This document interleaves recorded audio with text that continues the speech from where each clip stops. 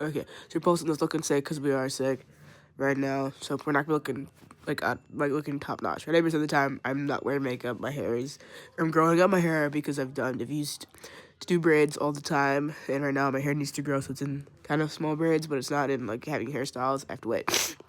But becoming the most authentic version of yourself means you don't fit in anywhere. I post a little bit of this on my TikToks. You'll see this on TikTok at the unfilteredlifecoaching.com this week. Yeah, oh my god, I sound ill. This week, when you feel like you don't fit anywhere, because personally, if you're a black sheep of the family, like myself, love my family, but you could tell sometimes you are different, you see things differently, you notice things different, you act differently, you move differently.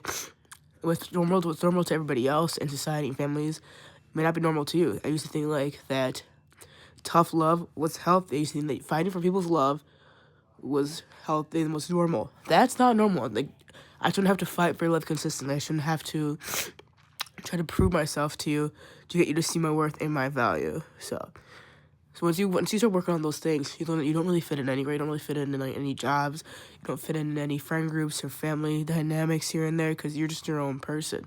You see things differently. You learn things differently, and you act differently. You move differently.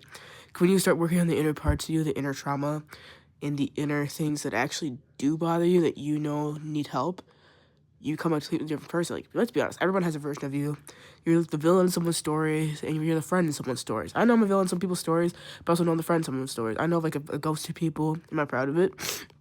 Something I knew I need to work on because I didn't know how to manage my emotions.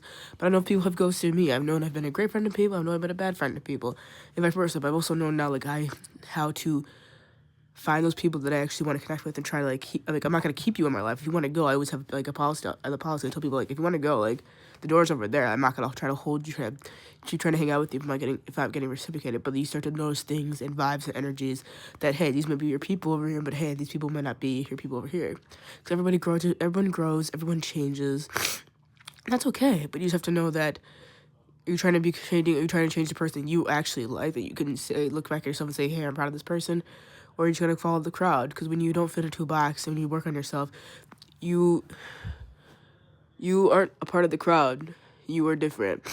You shine differently. You move differently. You call things as they are. You call things out because people need you got to tell people how it is, respectfully though. But be like, this is what it is. These are you communicate your boundaries. And if it's offensive, it's offensive some. You just tolerate less BS. Like, honestly, half the time I'm by myself. Like, I prefer my own company than some people's companies now, because I've realized that I would rather be by myself and be happy, even though it could be lonely, but then be around people who I feel like I'm the most alone, who I feel like I have to play a part from to love me, accept me. Because at that point, it's like you're not really happy. They don't actually love you. They love the person you're playing, what they can be for you.